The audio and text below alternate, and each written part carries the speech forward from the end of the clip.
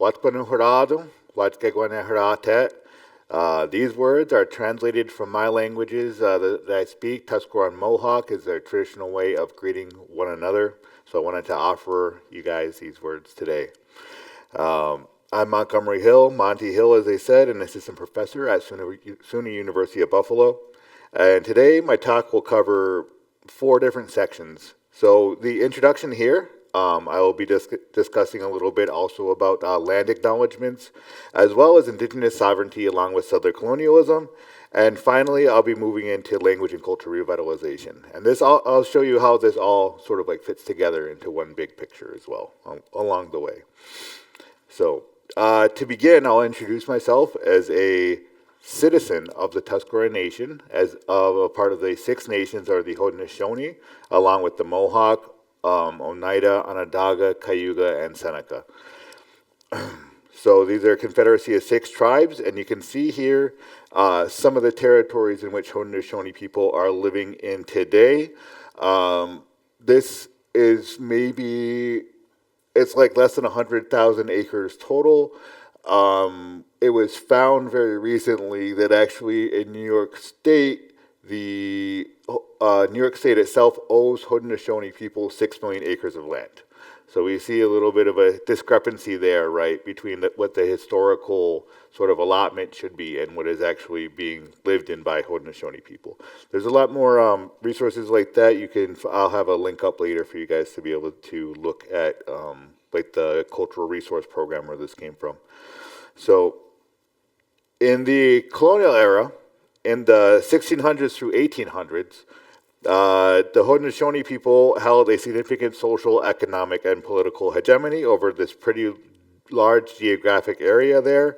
From the Great Lakes region, from around Montreal to the Ohio River Valley, encompassing areas known today as New York State, Southern Ontario, and much of the Appalachian Trail through the 1700s. So, as a Haudenosaunee person, I am giving you greetings and further acknowledging my fortune in having the time, ability, and opportunity to talk about the importance of Indigenous language and culture revitalization here in Philadelphia. I also just wanted to point out this complicated story of the land that we're living on today, right? So even, it's a little bit of a hike, but 300 miles away, you find the Meadowcroft Rock Shelter. And what that is that actually has been inhabited by indigenous people for the past 19,000 years. So what we see is there's an exceptionally long history, and so I think it's not quite a problem, but it's a wrinkle or a knot in doing your land acknowledgments, I think, is saying, okay, well, over the past 19,000 years, what are the people from which particular year of these 19,000 are we going to acknowledge, right?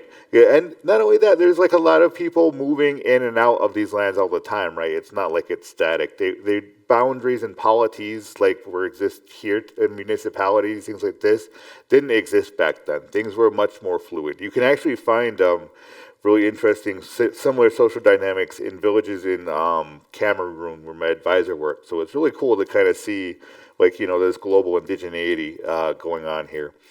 So I do want to share there's a far more direct and recent presence in Philadelphia of indigenous people, about a 10 to 15 minute walk from here. I wanted to take a walk down there. I didn't get time, but basically in 2020, I guess I'll go today or tomorrow, I guess a group of 6 Haudenosaunee women visited Philadelphia to visit tribal land that was deeded by John Penn to the Haudenosaunee people in 1755. So today that place is called Welcome Park, and it's an urban space that evidences no trace of Haudenosaunee heritage. In fact, it's like the opposite. They were like, rather than having anything natural, let's put a bunch of cement.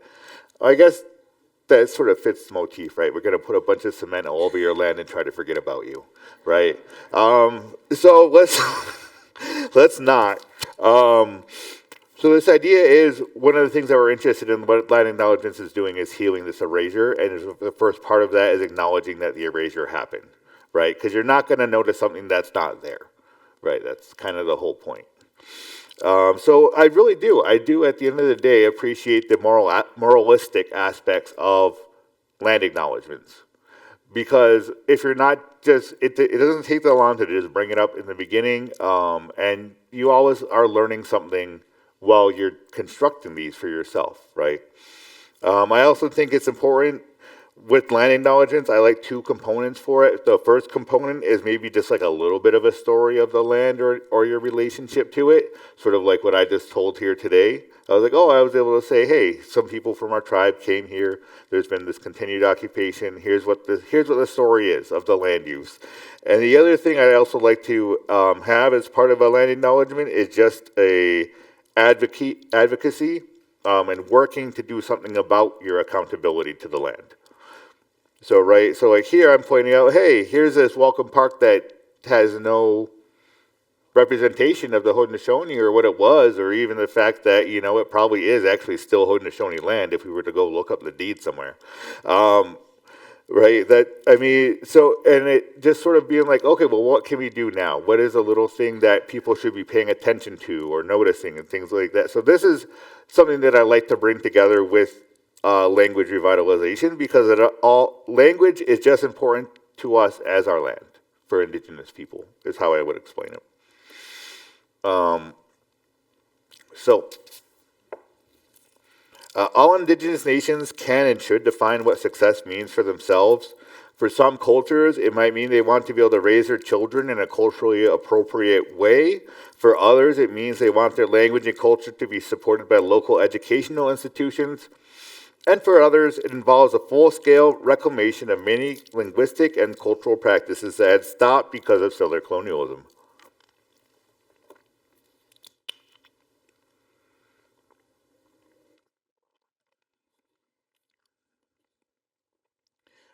Settler colonialism is when the colonizers, don't want to simply maintain a colony, but want to displace the indigenous people, challenge and erase their freedoms, and ultimately erase them and their history from the land. Supporting indigenous sovereignty, the idea that indigenous peoples are nations rather than a race, which I think is something very important for us up here. I consider myself a citizen of the Tuscarora nation rather than like a member of the Tuscarora race or anything like this. These nations should be able to self-determine and their governance, land use, cultural practices, and so on. And helping them do that is a way to challenge and upend settler colonialism. It's a way to stop practicing settler colonialism as yourself, right? That's kind of what we're looking at. So here, I know everyone, I didn't know you guys were going to have not be able to do your cell phone, so I'm going to put this up somewhere where you can. But here's a QR code. It's a link to I'm going to be talking about something in a minute. So this is actually a picture of my grandmother here. This is a book that my dad's sister, my Auntie Dawn, wrote.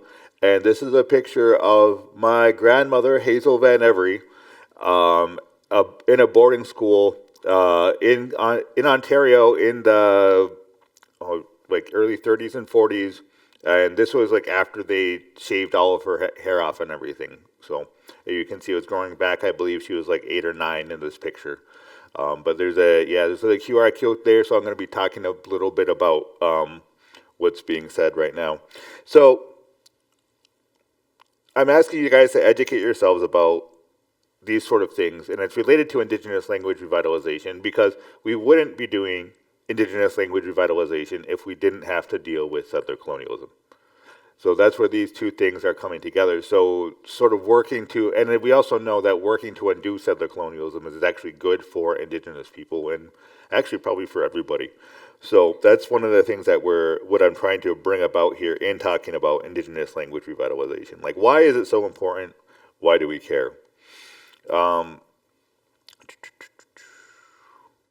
I'm asking you all to educate yourselves also on this issue with this stuff in this QR codes, because I've had to experience it. So this is my grandmother in here. I've had a great grandmother also in the boarding schools on my mother's side. So this is my father's side. So on both sides of my family, there is boarding schools, and I talk to my parents. Both of my parents are like, yeah, well, so my parents never taught us a language, so we were never able to give that on to you. So there's a straight line there. It's something that's very present today. It's not like an old I mean, it is something that has been going on since the 1800s, but it's something that is still impacting and affecting families today. This the boarding school process. So, but I'm happy to talk about it and share what I can because Indigenous language revitalization is a phenomenon that has formed as a collective healing process by the communities themselves as a way of sort of repairing this intergenerational trauma. And it's been super effective. So Indigenous people have come to realize that the problems that they're facing, the social and cultural issues that come with surviving a genocide, and come up with a solution to them, even though we're also still living in a society where we're surrounded by settler colonialism.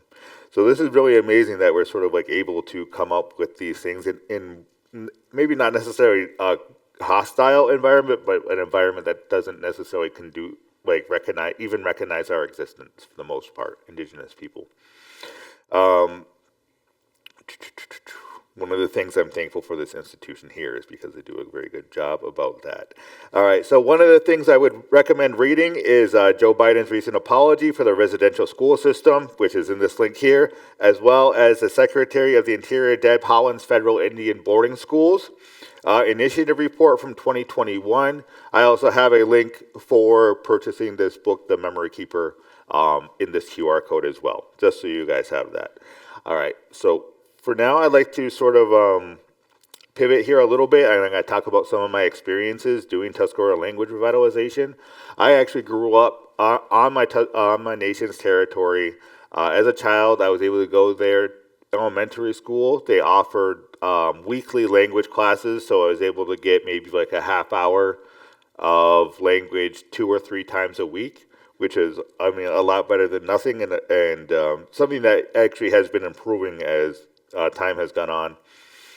Because one of the issues that has been facing Indigenous people pretty consistently is that our knowledge isn't necessarily recognized immediately by local educational institutions. So even though we might have a capable language teacher that could go and teach up to New York State standards, the fact is that she wouldn't have the certificate, so she would have to get paid like a substitute rather than a full teacher, wouldn't have access to retirement and everything like that. And so to me, it's like it's not fair, no matter how much you love a language or love your culture or anything like that, it's not fair to expect you to not be able to make a living for yourself, right? So let's go in. So adult language immersion. So this is part of what I did. I grew up, I wasn't necessarily involved in the language and culture until actually I got to my undergraduates. In my undergraduate professor, I had been very hell-bent on becoming a computer science engineer. And my mentor in my undergraduate was this anthropologist that was like doesn't really interact, like hates touching her own computer, right? So I'm just I'm like very confused about why is this person my mentor? It turns out she wrote the grammar for one of my people's language, and seeing this person of privilege look at our culture and be like, hey, there's value here. It gave me this ability to say, like, I was going to school to escape the reservation and escape into privilege. So what is this person that has this privilege doing looking back at my nation's territory and our language and our culture? And seeing that flip was one of the things that sort of like just set off a switch in my mind where it was like, well, it's not, there's more than just going to school and making money with it, right? There's things that you can actually do with your education, with the things that you're learning in these particular institutions. And I was fortunate enough to meet people that wanted to help me help my people, which is something that is also not necessarily common, not something that you'll find very often. So I am really appreciable for that. So I'm appreciative for my mentor here. And then also in my undergraduate, I had the ability to do some work with the Phillips Fund grant to work with one of the elders on my territory. So from here, almost as important as my PhD, during my PhD, I was actually able to take an adult immersion program training for credit, basically. It was only 3 credits, so I still had to take a pretty big, like 2 other courses. At the same time, I was doing like a 30-hour to 40-hour So an adult language immersion program, you're in there learning the language full time as an adult as a job. So you show up 9 to 5, but you get paid. But the whole point is you're expected to be in the language the whole time, because the idea is there's nowhere any Mohawk person can go and only hear Mohawk. There's no place any Tuscarora person can go and only hear Tuscarora. And that's the way you learn the language. So in order to create that environment, you have to artificially create it. And I think about this like as a scientist, like I want to preserve these natural processes. But I was like, there's nothing actually natural about settler colonial genocide of language that brought us to this point to begin with. So we're actually allowed to do whatever we want to bring it back. Right. That's a kind of thing, the way to break out of this, like what's natural of development of language, what's unnatural discourse, right? It doesn't apply here. That's not something that we're interested in dealing with. So the goal of any language effort is to make speakers. If you already have adult speakers, use them and reward their skills. So basically make sure that you can get a job for being a good teacher of these languages, right? So we have math teachers, we have French teachers, Latin. Like I went to school in my middle school and I was able to learn Latin, right? And that's something that's valuable. And what I'm not saying is that, these are all like weird things that no one can, but no, I'm saying these are all actually very important things, and we should be including indigenous languages and cultures among them, among one of the things that we study. This idea is that we're taking adult speakers, we're using them, rewarding their skills. The children will basically be building relationships with each other. I also found that the adult speakers in adult immersion programs ended up getting together and having children together, which is what creates a lot of speakers, and it creates speakers who have had and are comfortable in the language because they've had it in the home since they've grown up, which is something that's a very valuable experience. So that's kind of like the goal is what we're looking at with the adult language immersion programs. These are the most effective way of doing it.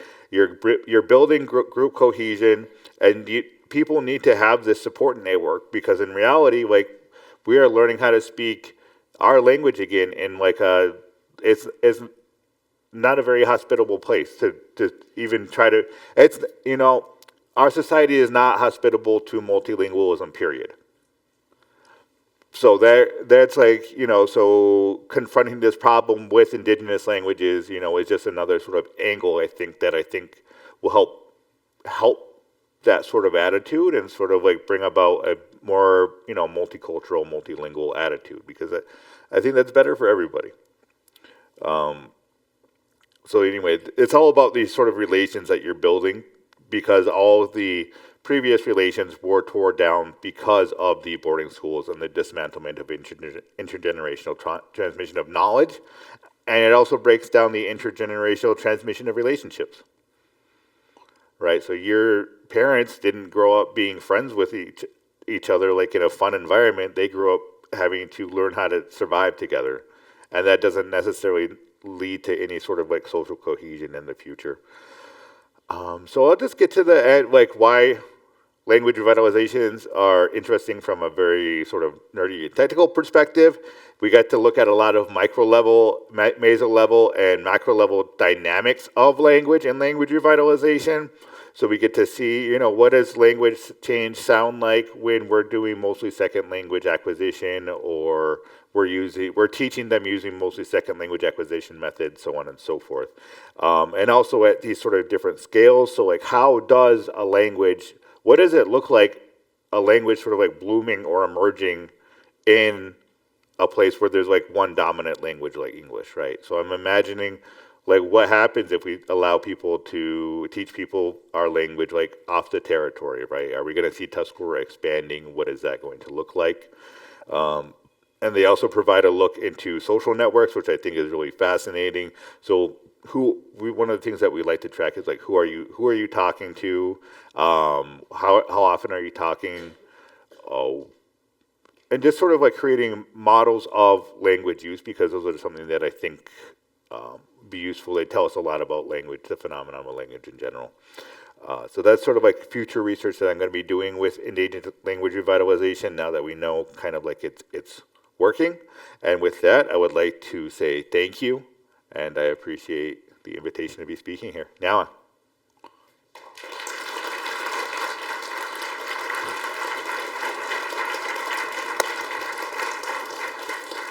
Thank you. That was great. No, wait. We're going to have questions. We have plenty of time for questions. Okay. Because you were so disciplined, exactly to the moment. So, questions. Okay. Yes, here. And would you please state your name? And well, you don't have to because you were just inducted. But for the rest of you, please, when you get the microphone, state your name and where you're from before you ask your question. Yes. Yes. I'm still going to say Jill Tarter from the SETI Institute. You made the statement that Indigenous languages are some of the hardest languages to learn. Mm-hmm. What's the metric for that? Why are they hard, and what unifies Indigenous languages as being hard? Yeah. So it's less about hard and more about difference in positionality. So coming from English, it's going to be very difficult to acquire some Indigenous languages, especially like Iroquois, because the structures are different. Now, if you were a speaker of Mohawk a monolingual speaker of Mohawk and wanted to learn Tuscarora, that would actually be very easy for you, right? Because those structures are actually very similar. So the metric that you use is like you have to say like, for an English speaker, how hard is it for you to learn this? For a Korean speaker, how hard would it be for you to learn English? And so you have to do there's no like objective, this language is difficult. Yeah. Yes, in the back. And then over here. Yeah, in the back there and then over here. Yeah. Oh, okay, yes. Yeah. So, got it. Jonathan Lear, University of Chicago. Hi. I have a question for you, which is about, does language acquisition within the group create tensions within the group between those who have the language and those who do not? And can you tell me about the tensions within over language? Yeah, absolutely. I mean, I would say that language use, especially for Indigenous communities, is symbolic of Indigenous identity. So if you don't have speaking capabilities, that actually sort of like we've seen that it actually impacts your own like self-identity as an Indigenous person. So there's a lot of that goes on. And then, there is a little bit of a lateral violence. Sometimes people will use their language knowledge sort of like to hold it above others' heads or otherwise sort of like denigrate them, right? So those are some of the tensions that you see with language use between like users and non-users. And even then, like you look around and you see like tensions between users too, right? Because you get dialect differences and you even just get personal differences. You might just not like someone, right? And you don't like, and you're not going to be speaking to them as often. There was actually, I think, one language recently where the language went extinct partially because the last two speakers didn't like each other. Yeah, and they just wouldn't talk. No. Yeah. Wonderful. There's a question in the balcony. Yeah. Michael McCormick, today from Cambridge, Massachusetts, but born and raised in the city of Tonawanda. Oh, okay. In the land of Tuscarora people. And I asked this question I want to pose two questions, and with all the more heartfelt thoughts for having been charged at a young age with looking after my cousin from the Seneca Nation, who died sadly young on the Cattaraugus Reservation. And the first is, as a historian, it is also valuable to see this tragic process of the elimination of a native language, certainly as part of the colonial developments of this country and Canada, and certainly also in Spanish America, but also as a broader Atlantic phenomenon taking place in the creation of nations in Europe itself. I lived in Belgium for many years, and I know that children speaking Walloon, a Romance language descended from Latin in southern Belgium, were beaten at school if they spoke Walloon in the schoolyard, as were children who spoke Flemish in northern France, or children who spoke Breton a Celtic language in Brittany, in France. So this policy has a bigger history, of which the American chapter is one chapter. One part, and perhaps we can understand it better as historians if we see it also as part of a transatlantic phenomena, if you will. Yeah. And the second question is whether there is anything to be learned from the parallel example of another nearly extinct language, or a language which has been reduced to book learning, much like Latin in the Middle Ages, and which has been successfully revived, and that is Hebrew in the State of Israel. Mm-hmm. Can we learn anything about Hebrew, which is now very much a living language, spoken in all realms of life, and apply from that lessons to the revival, a resurrection in some cases, of the indigenous languages of this country? Yeah, absolutely. Okay, so to answer your first question, I would say that, yeah, one of the things that we're dealing with is reckoning with the history of the one nation, one language policy.